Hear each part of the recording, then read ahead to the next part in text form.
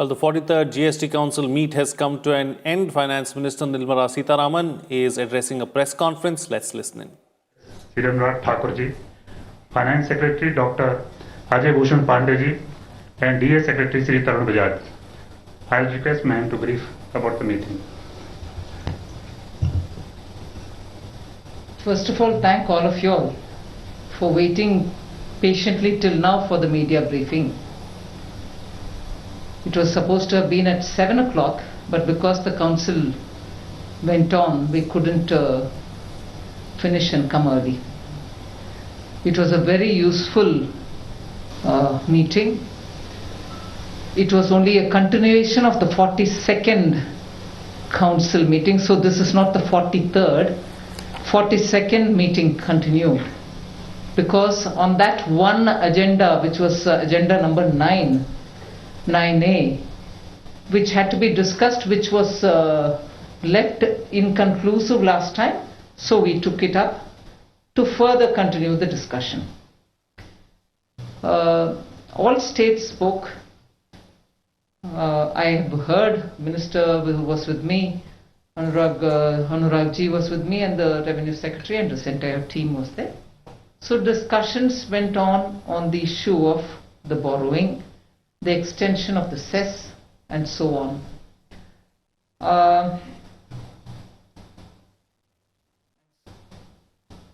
States had voiced their opinions and fairly today continued to voice. But even with that said, I would say some specific clarifications were asked and they were given also. Many of the clarifications which were asked were on the AG's opinion as regards the borrowing, as regards the council's authority to extend the collection of the cess beyond 5 years. All that was explained as it was discussed, and questions were asked.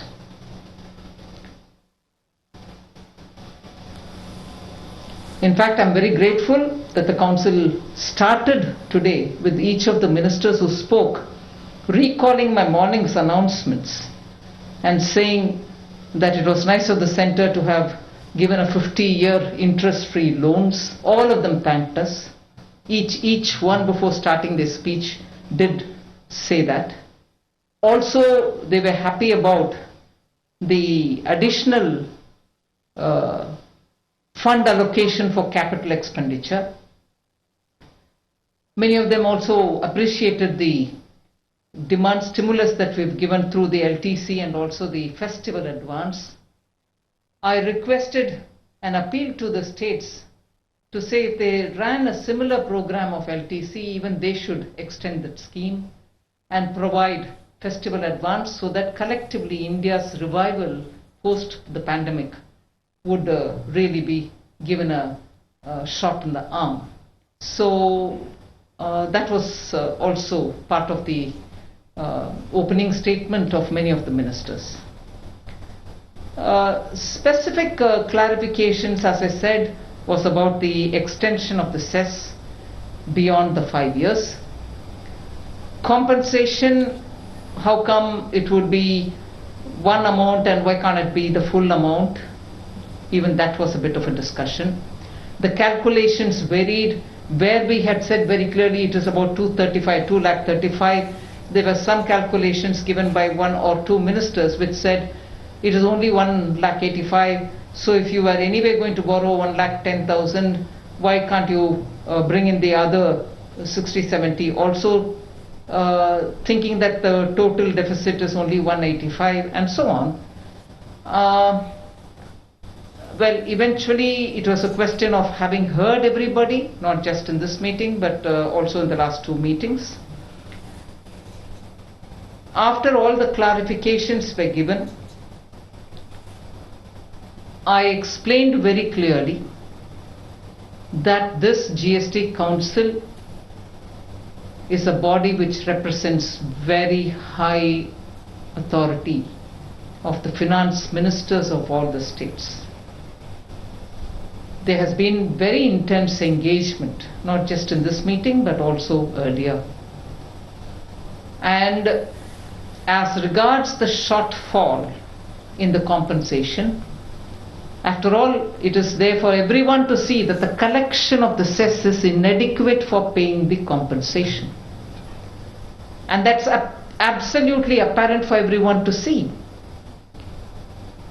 And because it is something which was never envisaged, the shortfall is now going to have to be met by borrowing. Specific question of why the center can't be borrowing it and then giving it to the state was answered both by the finance secretary and by myself. Center has issued a borrowing calendar. If I go beyond that to borrow, it would immediately jack up the bond yields. The GSEC yields will go up. And if GSEC yields are the ones which are used as benchmark for every other borrowing in the country, the states going for borrowing on any other score, not just the compensation, would end up paying a very high price. The borrowing cost will go up. So will be the borrowing of even the private sector. If the GSEC rate is going to go up because I'm gone beyond my borrowing calendar, it's going to affect everybody's borrowing. And at a time when India is looking for more money to invest, more money to borrow and do business, can we afford that? But it's not going to be that much severe. The impact is not going to be all that much as it would be when the center borrows if the states were to borrow.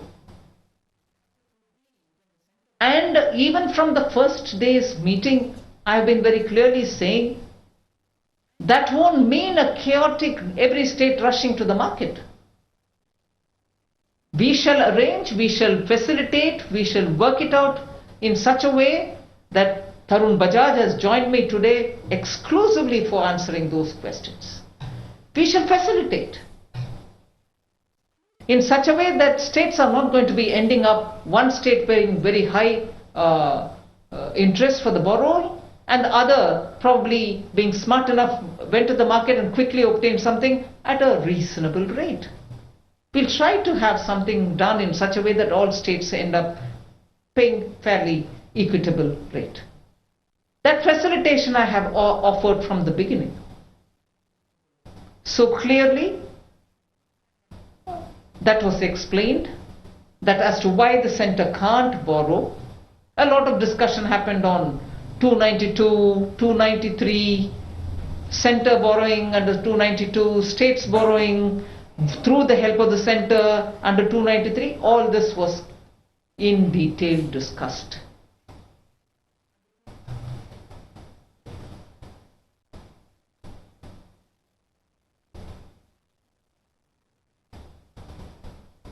Majority of the states, as you know, had opted for option 1. On the one hand, they were repeatedly asking for speedily get us the money. We are fighting corona on the one hand, we also want the revival to happen very quickly. Festivals are coming, we need action in the ground, so help us to borrow as soon as possible. On the other, you had states which kept saying, no, let us decide on the basis of consensus. Let's decide on the basis of consensus because we have not opted for one and we are substantial numbers, so you have to have a consensus, decide how we are going to borrow. And the discussion went on for some time between the states. I was obviously keenly hearing all the arguments.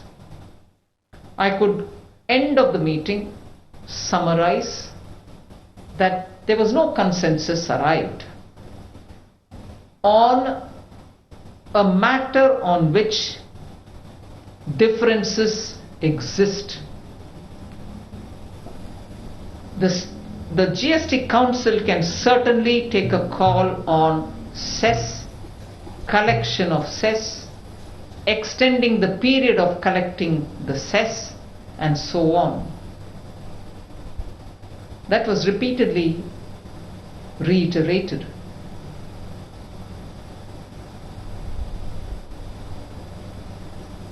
But among the members themselves, there was this question of, can the GST Council order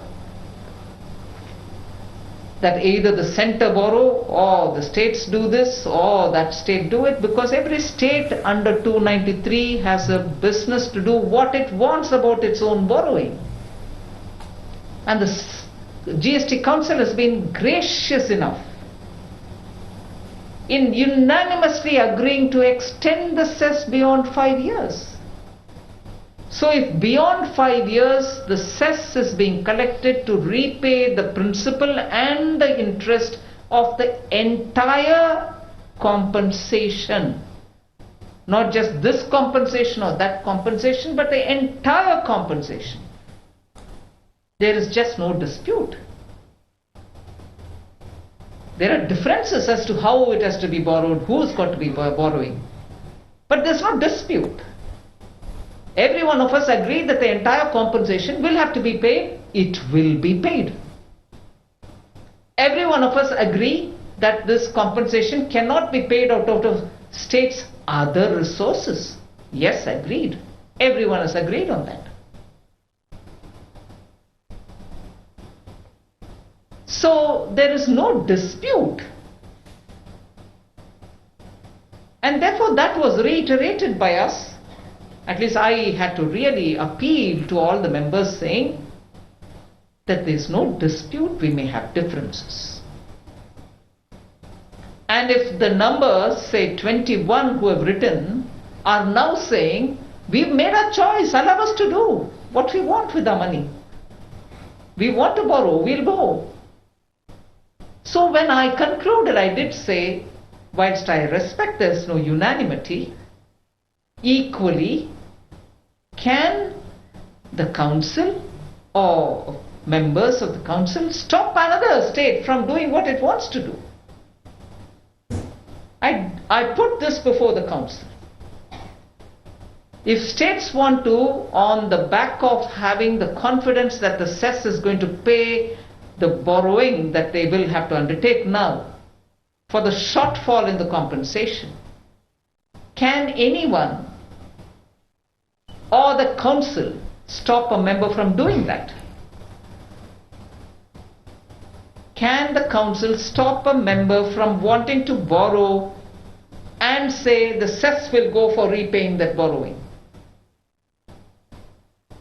So on that point, and also very clearly saying, yes, unfortunately we were not able to arrive at a consensus, I appealed to every one of the members to say, quickly we have to give answers to those people who want money in their hands, because they are the ones, all of you, each state are the ones who are fighting against COVID in the ground.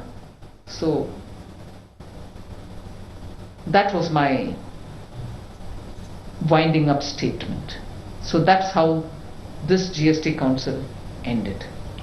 That for my opening statement, and I'm sure if there's any question, Revenue Secretary is here, Secretary EA is here, we can answer your questions. Thank you very much, ma'am. 22. Ma'am, this is Krishanand Tripathi from ETV Bharat. I just wanted to know, for first 4 months it was 1.51 lakh crore rupees. 2 more months compensation has become due. So what is the total amount that has become due? Second, can you also give us breakup for the 21 states, those who have opted for option 1, what will be the borrowing, and what will be the borrowing for the states, those who have not opted for any of the borrowing options? See, the compensation has to be provided to the states as per the Compensation Cess Act. What the Act says, that whatever money gets collected in the compensation fund, that will have to be paid, right? So when you are asking about what is the amount due, the whole question is that how much amount has been collected into the compensation fund. And in fact, the compensation says whatever was collected till the month of August, and then also till the end of the September, Just few days back it has been released. Now the question that perhaps you are asking is that what is the shortfall as compared to the protected 14% growth rate, and then what is the shortfall? For that, the council in this meeting itself, because this 42nd meeting was started on, this meeting was held on 5th of October and today it has been continued. So on 5th of October, this council extended the levy of cess beyond 5 years because the collection is not enough during this period. So therefore, the whatever amounts that gets collected will get paid and that becomes due to them, and whatever is the protected revenue and whatever is the shortfall, that will get paid because the levy of cess has been extended beyond 5 years, so it will get paid. Now if the states want money sooner, then the borrowing will have to be made, and that is why precisely for that reason the options were given, and then the states have given the option, and then based on that the whichever states have given the option, accordingly the government of India will work with the lending institutions and the states to facilitate the borrowing. 13. I'm Meghna Mittal from Newsrise. Since there is stalemate in the GST Council regarding the issue, by when do you see the resolution? What are the options? Is there a GOM that could be formed, or how do you see the resolution of the entire issue? Oh no, there is no unanimity, but the cess has been extended beyond 5 years, and equally if there are states which want to go and borrow, we are willing to facilitate. I have also kept completely the option open for states to come and talk if they want to wanting to ask me any more questions. I'm willing to engage with every state. 6. Good evening, ma'am. Ruchi Bhatia from ET Now. Ma'am, since you are saying that the states that so far have opted for option 1, they will be allowed to go ahead and borrow funds. Just wanted to... 1 minute, Ruchi. Let's be clear on one thing. I don't think anyone can allow or disallow a state from what they want to do. Okay. We have to be clear on that. It was more on the question of discussing with a sense of, being sure that the cess will get extended or not. There were also views about why the center can't borrow, for which I've given the answer.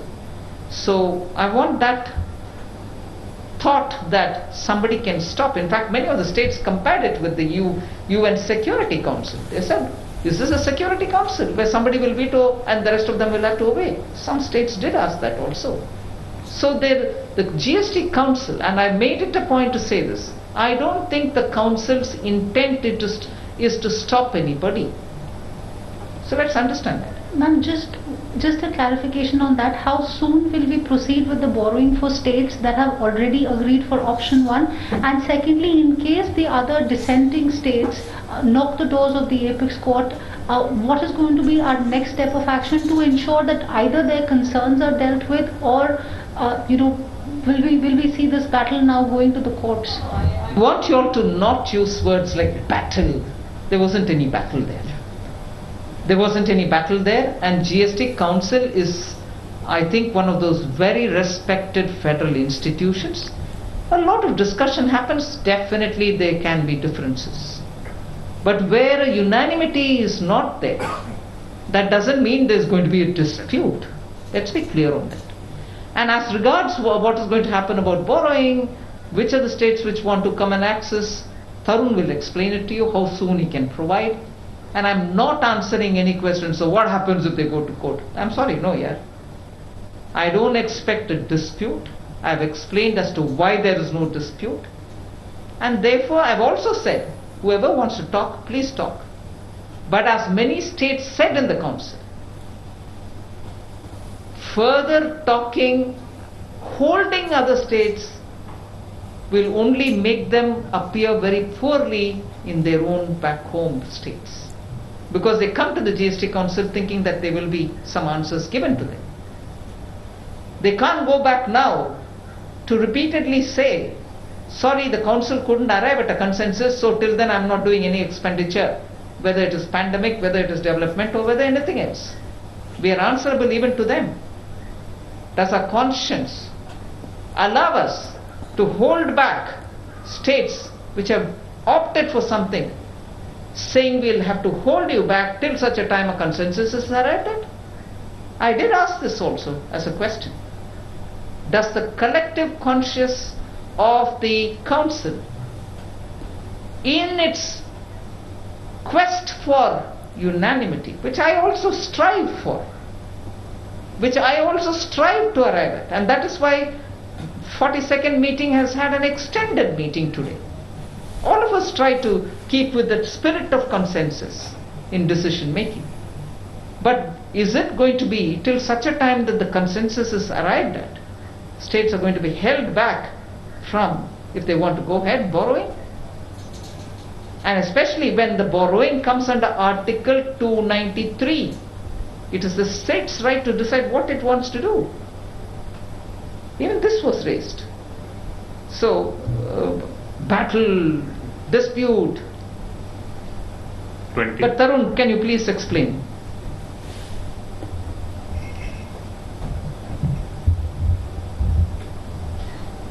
I'll talk to you about the borrowing part only.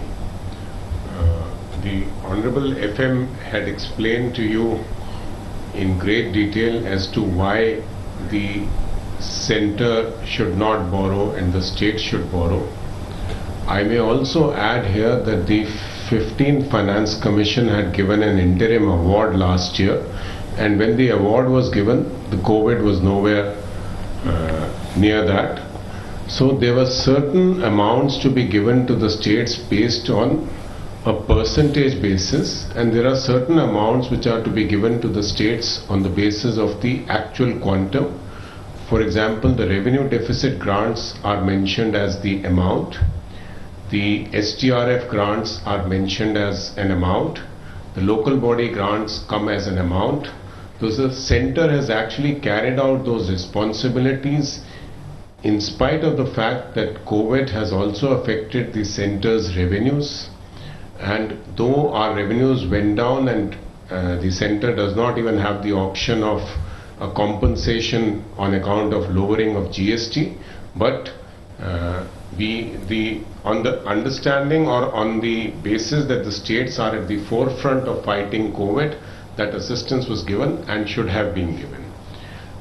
We have already increased our borrowing borrowing amount from 7.8 to 12 lakh crores, and in the first half of this year we have borrowed more than what we had borrowed in the whole of the last year.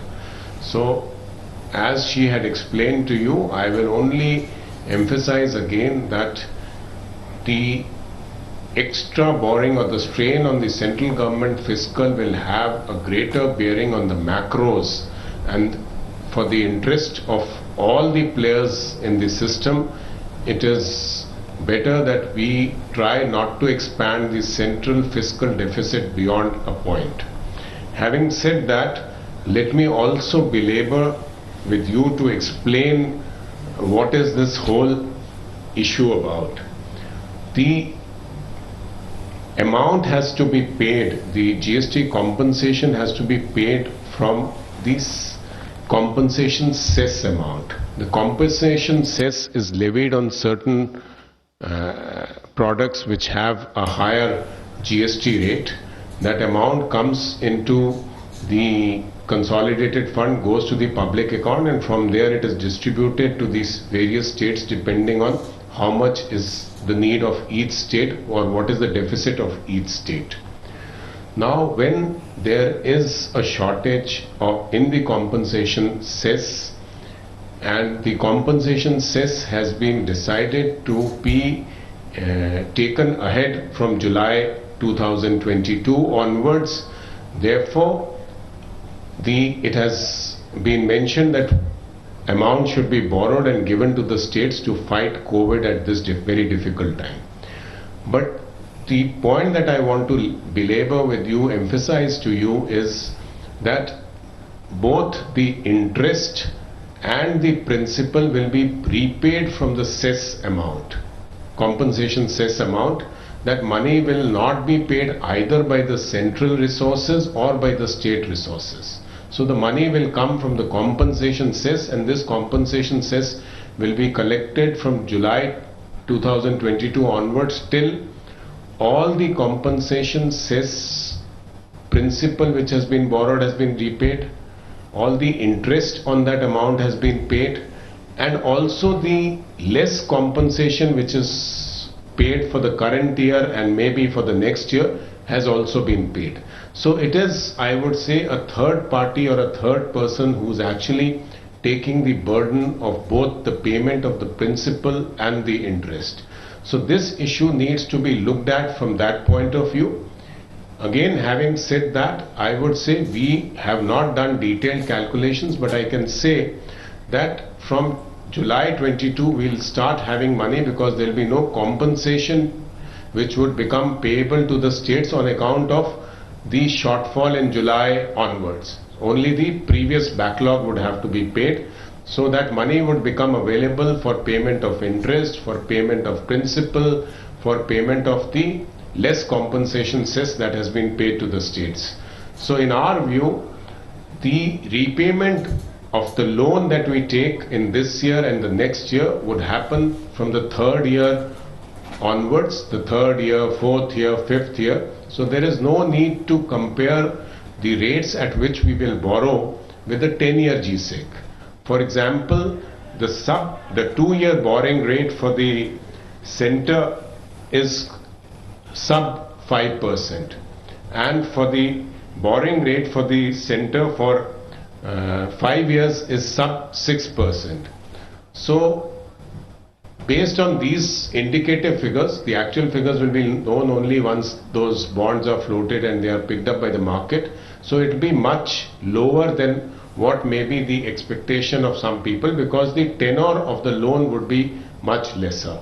So when the states come to us, we will actually work with them, try and calculate or estimate as to the shortfall that each state would face and what is the compensation that would become available to that state, and work out based on these timings.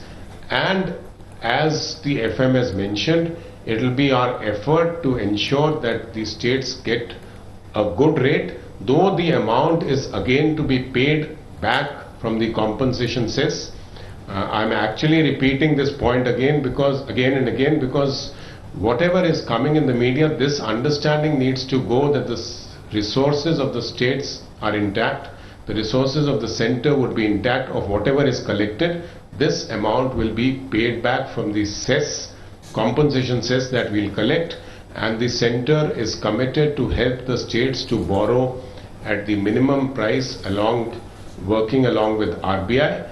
So I think a large number of states are now ready for this kind of a system to be operated, and once they actually come with the exact figures, so that would be worked out for each of the states. So I think this is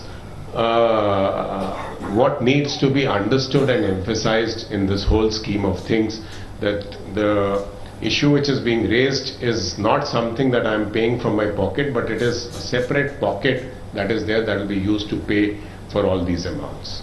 Last question, 21. Ma'am Shishir, just wanted to clarify one thing, as Mr. Bajaj was saying, that entire interest will be paid out from the compensation cess beyond June 2022.